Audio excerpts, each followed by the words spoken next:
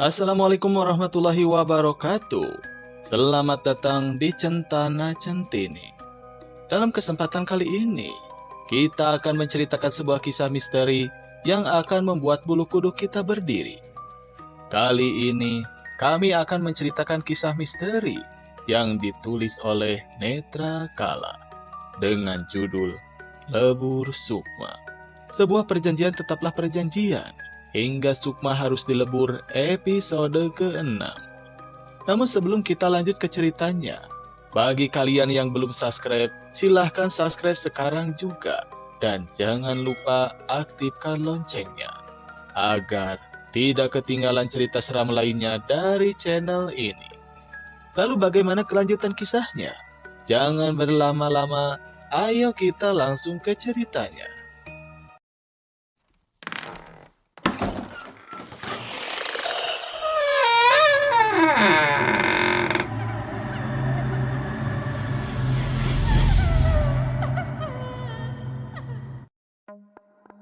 Sejak kapan kamu tahu soal Dinda, Mat?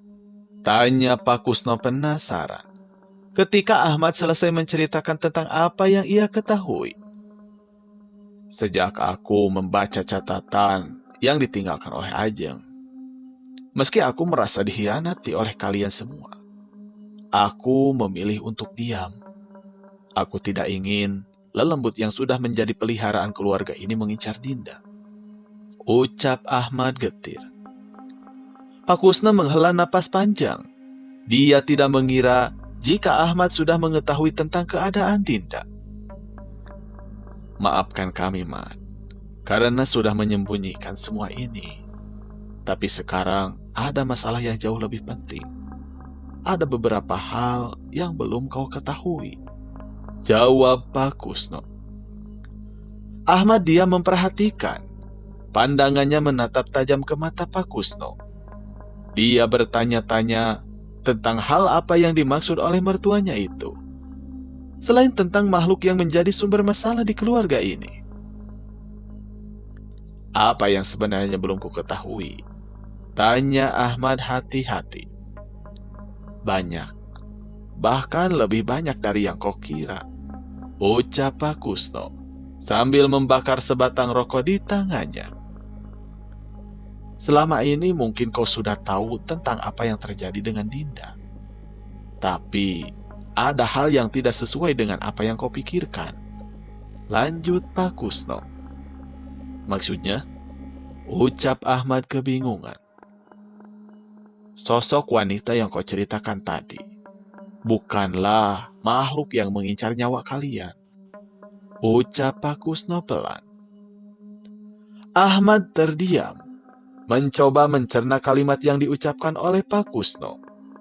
Jika memang demit yang selama ini ia temui bukanlah peliharaan keluarga Sukmaji, siapa sebenarnya sosok itu?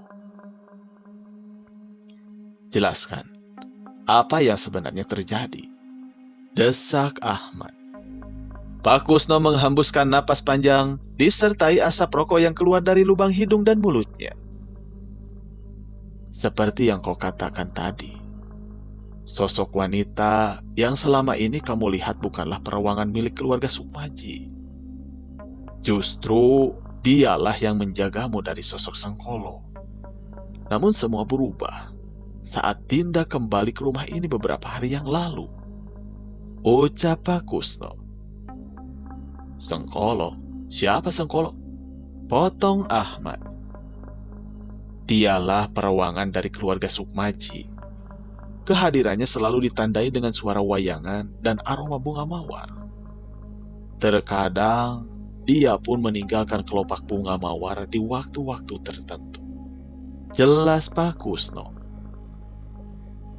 Awalnya aku mengira kalau Sengkolo tidak akan muncul lagi dengan semua ritual yang sudah kami lakukan. Sama sepertimu. Aku juga berpikir, jika ritual lebur Sukma mampu menjaga Dinda dari Sengkolo. Walaupun dia kembali ke rumah ini, tapi kini ritual itu sudah tidak berguna. Ucap Pak Kusno. Mereka semua yang ada di dalam ruangan memperhatikan Pak Kusno. tidak ada satupun yang menyela ucapannya. Bahkan saat laki-laki tua itu berhenti sejenak untuk menghisap rokok.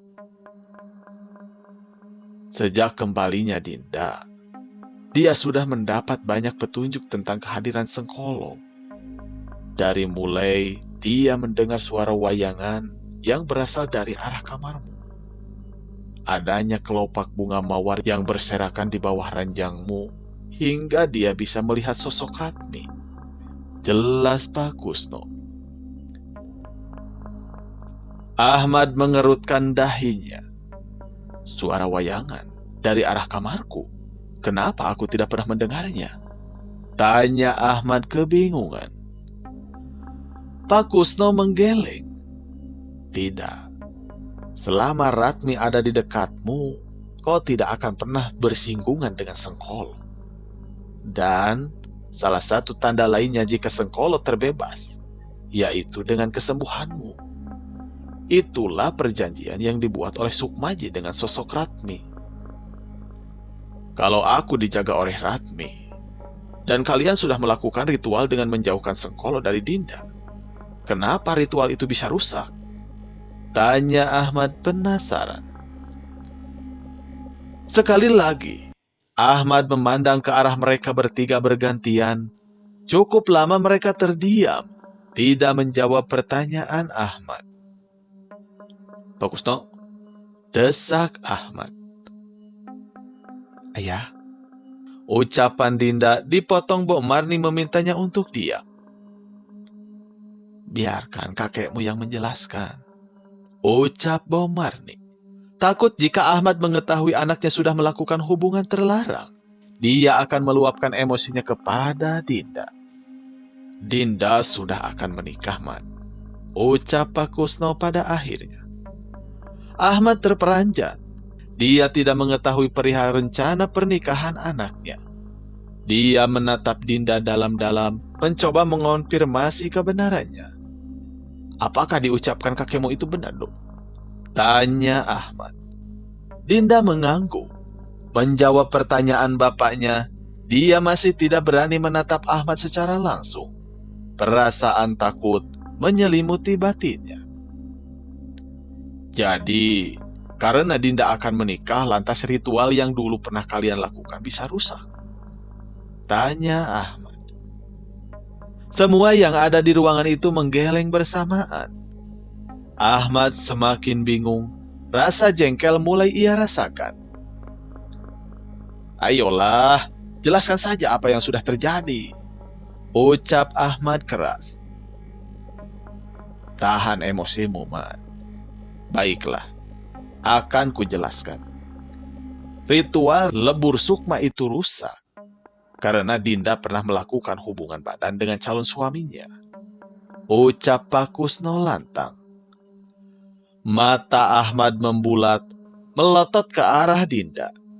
Dia tidak menyangka jika anaknya sudah melakukan hal seperti itu. Maafkan Dinda ya, ucap Dinda lirih. Siapa laki-laki itu? Ucap Ahmad datar. Namun tatapannya mengarah langsung ke bola mata Dinda. Rasa marah muncul di hati Ahmad. Belum sempat Dinda menjawab pertanyaan Ahmad, Mbok Marni sudah mendahuluinya. Itu tidak penting sekarang. Untuk saat ini, yang terpenting bagaimana menjauhkan Sengkolo dari kalian berdua. Seharusnya kau menyalahkan dirimu sendiri, Mat. Bukan mempermasalahkan sesuatu yang sudah terjadi. Dinda selama ini sudah jauh dari keluarganya, dan kau masih mau menyudutkannya. Tukas Mbok Marni tajam. Dinda menengok ke arah Mbok Marni, yang mukanya sudah merah padam. Terkesima karena tidak biasanya dia membalas ucapan Ahmad dengan nada tinggi dan keras seperti itu. Benar, ini semua salahku. Sekarang apa yang harus kita lakukan? Ucap Ahmad melunak. Panggil Ratmi.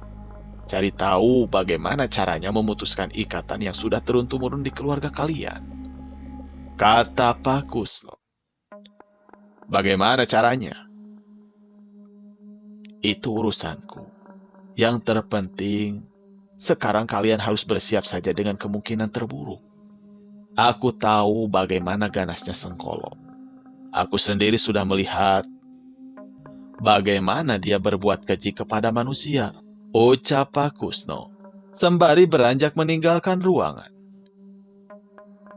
Tunggu dulu, aku belum selesai. Apa yang diinginkan Sengkolo dari Dinda?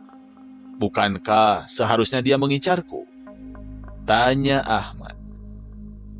Selain mengambil nyawamu, saat ini dia juga ingin menikahi Dinda, ucap Pak Kusno.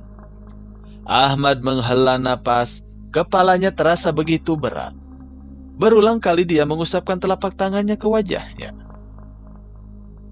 Mengapa Sengkolo ingin menikahi Dinda?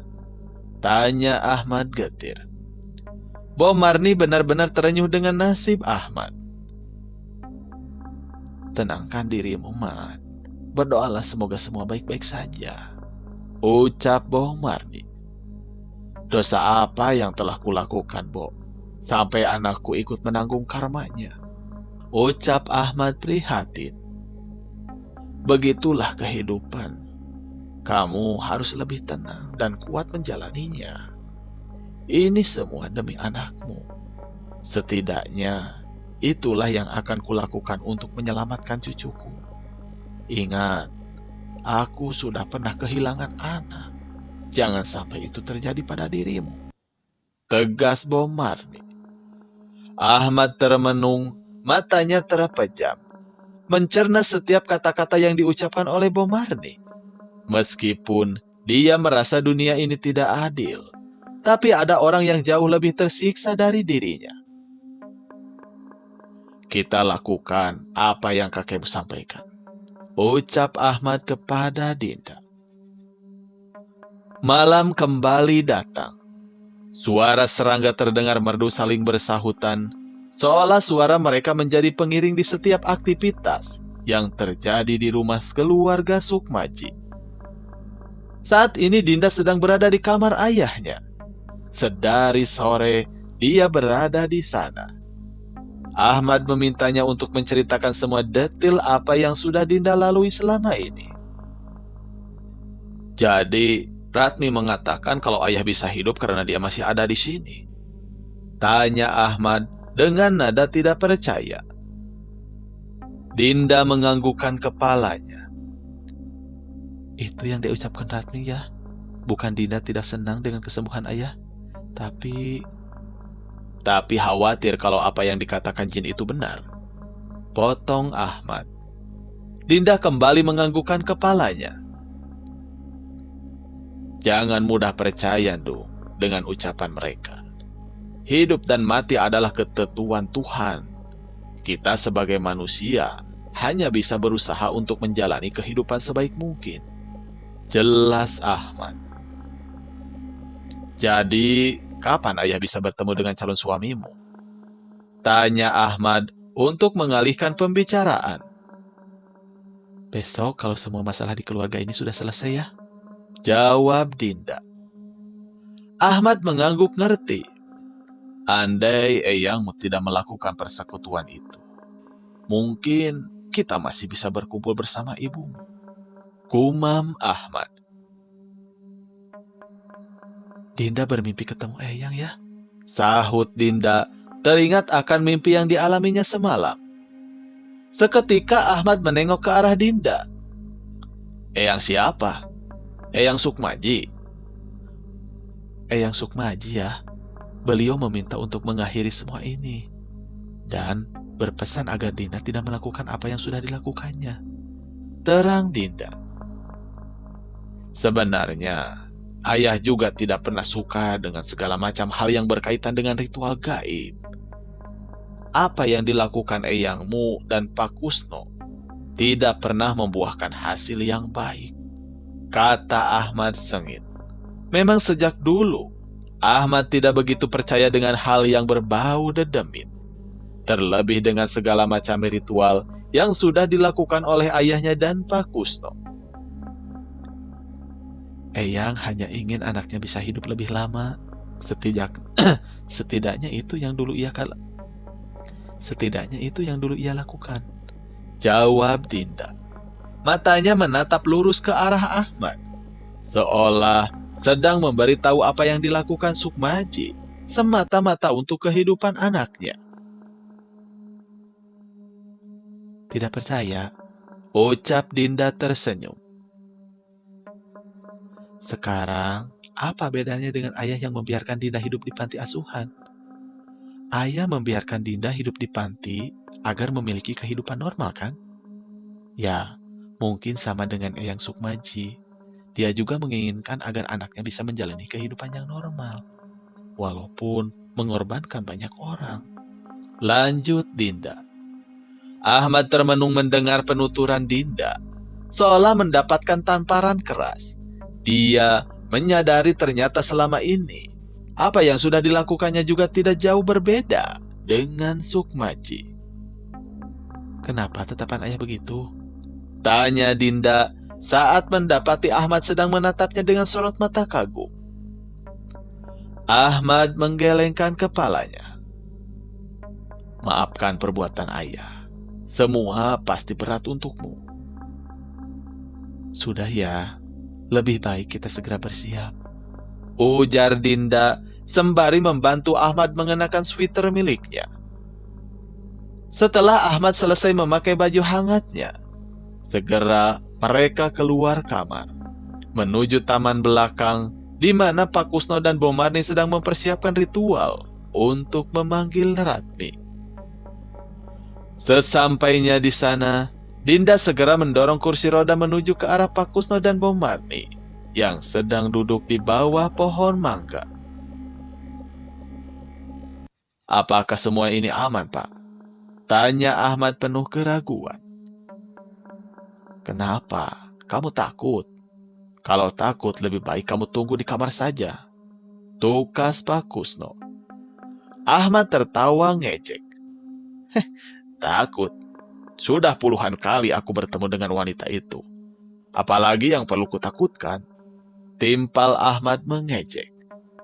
Aku lupa kau sudah bertemu dengan dedemit itu. Bahkan kalian sudah sering tidur bersama, kan? Ucap Pak Kusno menimpali Ahmad. Decak Ahmad. Sejak dulu memang laki-laki di depannya ini tidak pernah berubah. Mulutnya sering kali menyambar-nyambar seperti wanita yang suka bergosip saat membeli sayur di Mang Tarkim.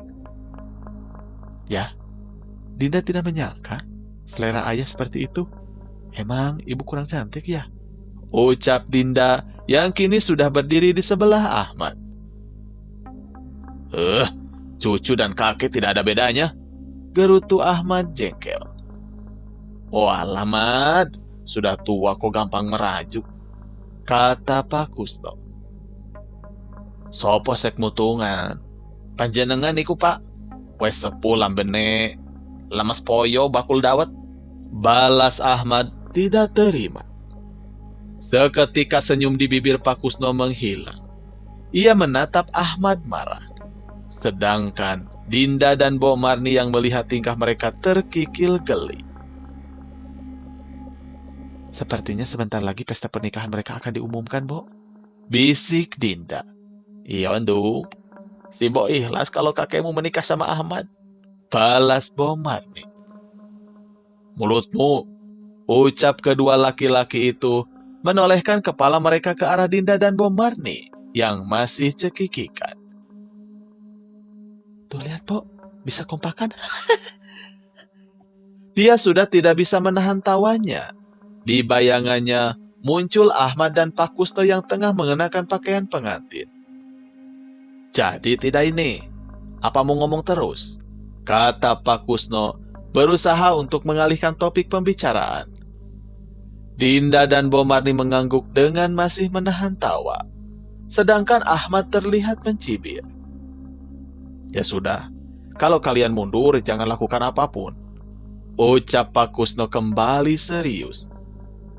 Sejurus kemudian, Pak Kusno langsung duduk di depan sesajen yang sudah ia siapkan. Kemudian menghidupkan dupa dan kemenyan di atas tungku kecil.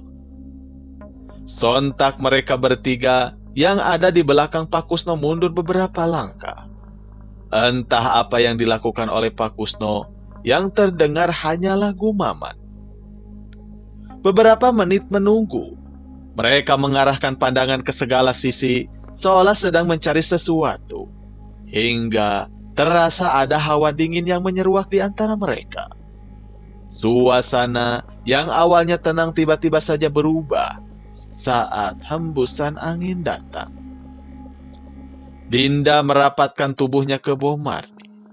Matanya tertuju pada pohon mangga yang ada di hadapannya.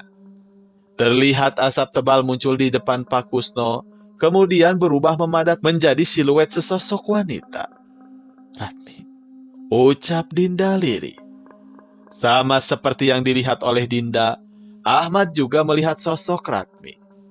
Namun, kali ini dia melihatnya secara langsung.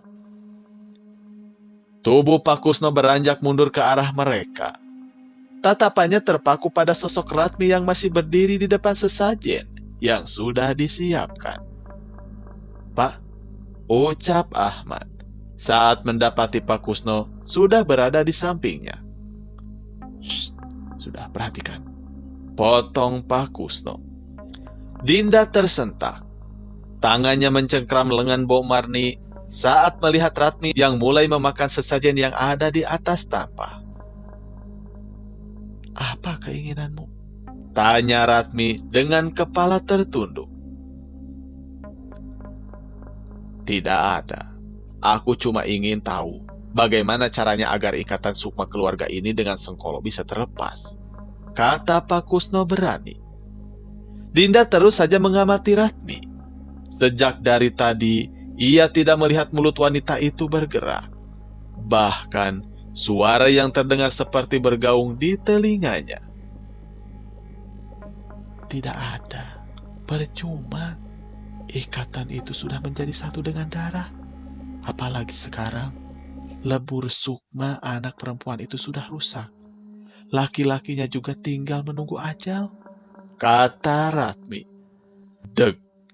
Jantung Dinda terhenti sejenak saat mendengar ucapan Ratmi. Ketakutan mulai menjalari batinnya. Belum sempat Dinda mengajukan pertanyaan, tiba-tiba saja Ratmi menggeram. Kepalanya menoleh ke arah Ahmad. Pak Kusno yang menyadari ada yang tidak beres, langsung bergerak ke arah Dinda dan juga Bomarni. Keduanya dipaksa menjauh dari Ahmad. "Kenapa, Kek?" tanya Dinda kebingungan. Pak Kusno diam tidak menjawab Dinda. Dia mengangkat tangan menunjuk ke arah Ahmad yang sudah beranjak dari kursi rodanya. "Bapak kenapa, Kek?" tanya Dinda panik. "Pergi, dedemitnya sudah datang. Pergi," bentak Ratmi sambil menunjuk ke arah Ahmad. Dinda kebingungan melihat ke arah Ahmad dan Ratmi bergantian. Dilihatnya pula kepulan asap tipis di sekitar tubuh Ratmi yang perlahan menghilang dari pandangan. "Bapak kenapa, Kek?" tanya Dinda. Pak Kusno tidak menanggapi pertanyaan Dinda. Pandangannya terpaku kepada Ahmad yang berjalan sempoyongan ke arah pohon mangga dan mulai memakan sesajen dengan rakus. "Mad," panggil Pak Kusno. Ahmad bergeming, ia masih terus memakan bunga 7 rupa yang disediakan untuk memanggil Ratmi dengan beringas. "Kek, itu ayah kenapa?" kata Dinda yang terlihat shock. Sesaat kemudian Dinda tersadar. Apa yang dilihatnya bukan sesuatu yang biasa. Tidak mungkin Ahmad bisa berjalan dengan kondisinya saat ini. "Ayah kenapa?" tanya Dinda lagi yang panik berusaha mendekati ayahnya. Namun langkahnya dihalangi oleh Bomarni dengan cara memegangi lengannya. Sedang Pak Kusno yang ada di depannya terus menggumamkan sesuatu. Dinda tidak bisa mendengar apa yang diucapkan oleh Pak Kusno. Yang ia pikirkan adalah bagaimana cara menolong ayahnya. Seketika kepalanya menoleh ke arah Pak Kusno. Tidak akan mempan, geram Ahmad, yang sudah berdiri dan berjalan sempoyongan menuju ke arah mereka bertiga. Manusia tidak punya adab. Ditolong, tapi ingkar janji. Terlebih membuatku tidak bisa keluar dari cermin ini, kata Ahmad sambil menelengkan kepalanya. Dinda merinding hebat. Jantungnya berdegup kencang, sorot mata Ahmad nampak tajam dan begitu menakutkan. Apa keinginanmu? Tanya Pak Kusno. Ahmad tersenyum mengerikan. Dia masih berjalan ke arah mereka bertiga. Pak Kusno yang berada di depan Dinda dan juga Bom Marni meminta mereka untuk mundur dari tempat itu. Ikatan darah yang sudah dibuat tidak bisa dibatalkan. Aku tunggu sukma anak laki-laki ini hari Selasa Kliwon. Geram Ahmad menyeringai. Tidak bisa, kata Pak Kusno berani. Sukma dari anak ini atau kepala kalian yang akan aku potong satu persatu. Cengkraman Dinda semakin kuat, kakinya sudah gemetaran. Demit yang bersarang di dalam tubuh Ahmad benar-benar berbeda dengan Ratmi. Ia merasakan aura intimidasi yang sangat kuat dari sosok itu. Setelah mengucapkan kalimat itu, angin tiba-tiba saja berembus dengan kuat.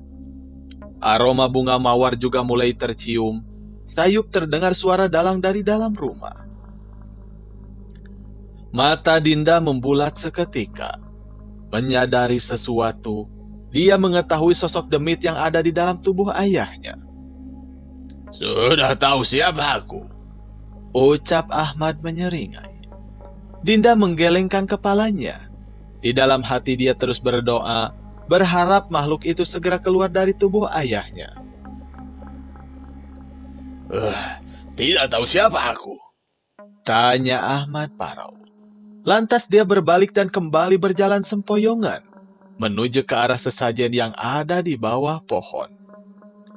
Awalnya Dinda mengira kalau ayahnya akan memakan lagi bunga-bunga yang ada di atas tampan. Namun dia salah. Ahmad mengambil gelas kopi dan langsung membantingnya ke tanah. Prak! Ahmad kembali jongkok dan mengambil pecahan gelas yang ada di bawah kakinya. Dia menatap ke arah Dinda dan yang lainnya dengan tatapan tajam. Tersungging senyum mengerikan di bibirnya. Masih belum tahu siapa aku. Bagaimana kalau ku bunuh saja bocah ini? Ucap Ahmad sambil tertawa lirih. Dinda terus saja menggelengkan kepalanya. Dia mencoba untuk memberontak, namun tangannya masih dipegangi erat oleh Bom Marni.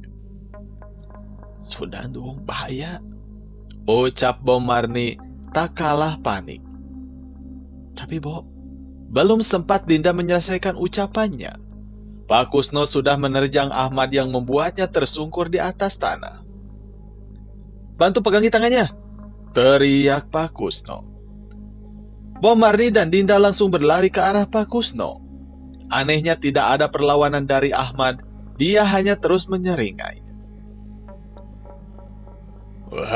Tidak usah diminta untuk keluar. Aku akan keluar sendiri, ujar Ahmad dengan suara tertekan. Benar saja, tubuh Ahmad mulai mengejang dan juga melemas. Pak Kusno yang mengetahui jika Sengkolo sudah keluar, kemudian membalikkan tubuh laki-laki itu.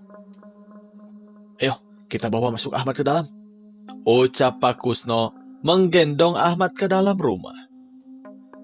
Mereka semua berkumpul di kamar Ahmad. Wajah ketiganya terlihat tegang dan pucat ketika melihat kondisinya yang belum tersadar. Apa yang sebenarnya terjadi, Kay? Tanya Dinda. Pak Kusno masih duduk di sebelah Ahmad, masih mencoba untuk membangunkan laki-laki itu. Sengkolo merasukinya. Ini baru pertama kali terjadi. Biasanya ia hanya menampakkan wujudnya saja. Jawab Pak Kusno. Lalu, apa yang harus kita lakukan? Tanya Dinda khawatir. Takut jika terjadi sesuatu dengan Ahmad. Niatan untuk mencari petunjuk dengan cara memanggil Ratmi justru membahayakan nyawa ayahnya.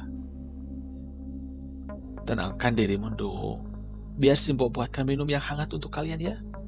Ucap Bom Marni yang langsung keluar kamar. Dinda mengangguk, tapi matanya masih terpaku ke arah Pak Kusno yang mencoba menyadarkan Ahmad. Setidaknya hanya ini yang bisa dilakukan sekarang. Semoga besok keadaannya sudah membaik. Ucap Pak Kusno. Dinda menghela napas panjang, belum mengerti apa yang sedang dilakukan oleh kakeknya. Ia hanya bisa berharap keadaan ayahnya akan segera membaik. Terdengar suara langkah kaki mendekat. Bom Marni baru saja masuk ke dalam kamar membawa 3 cangkir teh hangat di atas nampan. Kalian minumlah dulu. Setelahnya kita pikirkan apa yang seharusnya dilakukan. Ucap Bom Marni. Aku tidak menyangka kalau Sengkolo akan datang. Sebab sudah kusediakan sesajen yang biasa digunakan untuk mengalihkan perhatiannya. Ucap Pak Kusno. Sebentar, Kek. Kenapa Ratmi pergi ketika sosok Sengkolo muncul? Dinda pikir dia bisa melawan demit itu. Kata Dinda. Selama ini ia selalu membayangkan kalau Ratmi bisa berkelahi dengan Sengkolo. Ternyata justru wanita itu kabur entah kemana. Dia tidak akan mampu menandingi kemampuan Sengkolo. Ratmi ditahan di rumah ini untuk menyamarkan hawa keberadaan ayahmu. Jelas Pak Kusno. Mendengar penjelasan Pak Kusno, Dinda spontan mengusap mukanya. Sesekali dia melihat ke arah Ahmad yang masih terpejam. Sejak tadi Simbok berpikir, bagaimana cara agar bisa memanggil Ratmi tanpa diketahui oleh Sengkolo? Karena aku merasa ada yang aneh. Ucap Bom Marni menerawang.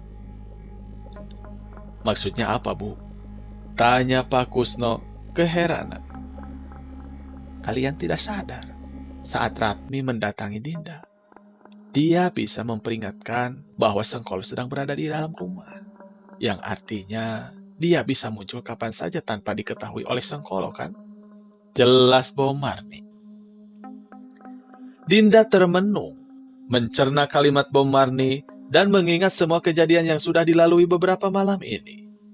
Dia pun masih mengingat jelas ketika bertemu Ratmi di kamar kakek neneknya. Bagaimana kalau ternyata ada sesuatu yang menghalangi Sengkolo untuk bisa masuk ke dalam kamar Dinda? Tanya Dinda pelan.